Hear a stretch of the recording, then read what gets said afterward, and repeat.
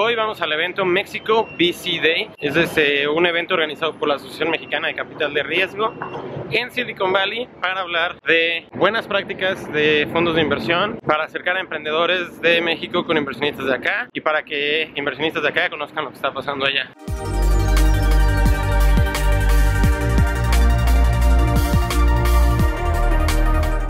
And that's our mission. We wish to empower the venture capital industry and our high-impact entrepreneurs through leveraging global network to support startups. We have from here to 2018 more than $5 billion in investments. La primera sesión fue de Fernando Aportela, el subsecretario de Hacienda y Crédito Público, quien nos compartió una visión de la economía del país hasta el día de hoy y dos vehículos nuevos de inversión, uno llamado Fibra E, utilizado para temas de energía e infraestructura, y otro llamado CERPI, o Certificado de Inversión, que van a ser las entidades más similares a los fondos de Estados Unidos que hasta el día de hoy existen, y que lo importante para los emprendedores y para el ecosistema es que estos CERPIs van a ser capaces de recibir dinero de las Afores. Eso es extremadamente importante porque los fondos para el retiro pueden aportar muchísimo capital para todo el ecosistema emprendedor. 15 minutes to tell you everything you need to know about the rise of venture capital. Me invitaron a participar en un panel donde voy a hablar de cómo hacer portafolios exitosos. Estoy un poco nervioso porque las otras personas que van a participar en el panel son personas de fondos más grandes que tienen más experiencia que yo, pero creo que va a ser una gran oportunidad de aprender y de compartir las diferentes visiones. Nosotros tenemos una visión muy diferente de la que los fondos tradicionales tienen de cómo hacer venture capital. Una de las diferencias más grandes es que nosotros invertimos en portafolios de empresas mucho más grandes. Un fondo tradicional quizá invierte en 15, 20, 30 empresas. Nuestros fondos globales invierten en 250, 300 empresas. Después aproveché uno de los breaks para escapar con un par de amigos para mostrarles la oficina que tenemos en San Francisco. No, síguele. Con los pies te puedes impulsar un poco. Yeah, maybe BA, maybe Sao Paulo, Rio. I would definitely include BA, that's for sure. I believe BA is. Y regresamos justo a tiempo para una sesión con Patrick, uno de los GPs del Crunch Fund que invirtió en Quesky. Y después un panel muy interesante donde Hernán Fernández y Ariel Poller nos compartían un poco de que si bien no hay que tratar de ser Silicon Valley, tampoco hay por qué reinventar la rueda.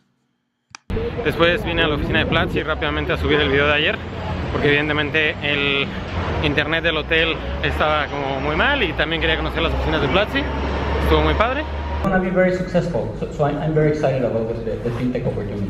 Después hubo un panel de fintech con la gente de Prestadero, Acción, Jaguar Ventures, FTV, donde todos estuvieron muy de acuerdo que es un momento muy bueno para fintech.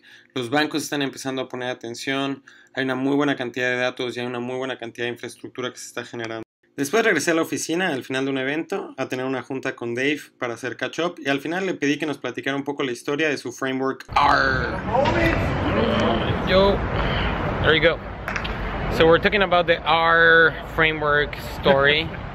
I think well, I didn't really have any idea it was going to be a big deal when I first started doing it. I had been working at PayPal and then working at Simply Hired and was an advisor and investor in Mint and SlideShare. I was trying to come up with a framework for how to make product management decisions and how to make marketing decisions. So like, where do you spend your time when you're building shit or when you're trying to marketing shit? You know, one thing sort of led to another. I came up with this like sort of funnel idea. The funnel was like, you know, you get users that come in from certain sources, they have a product experience with your website or your app. They kind of engage and either they come back or they tell other people and then they make money.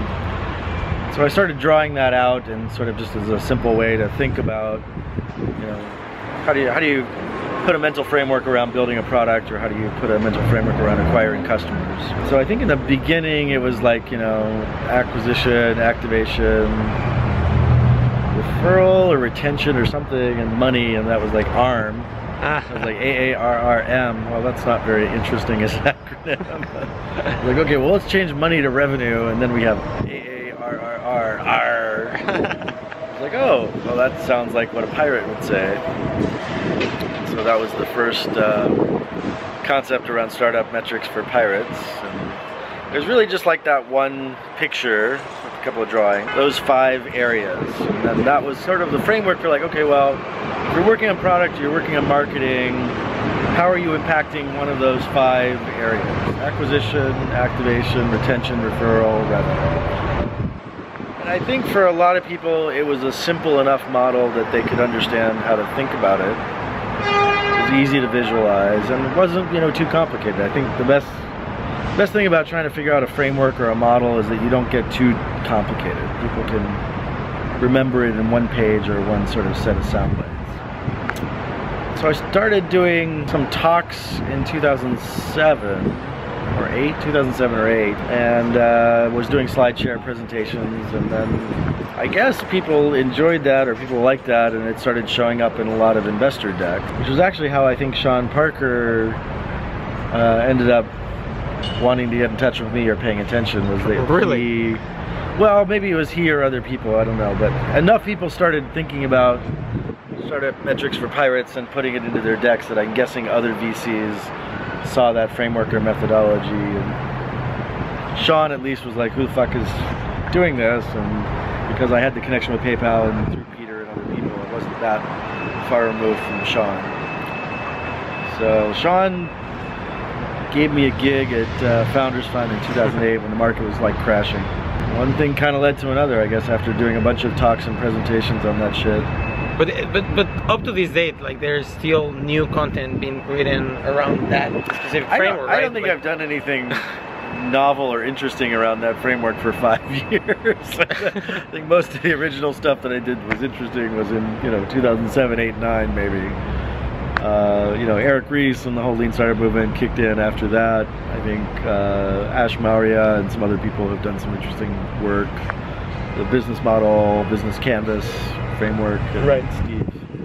Steve Blank stuff. So I mean, there's lots of more thoughtful and I think, you know, smart people who've worked on that. But the thing that I'm sort of proud of is like, okay, so for at least one picture and one framework, several people seem to be able to understand something more about what they were doing, and that's endured a little bit.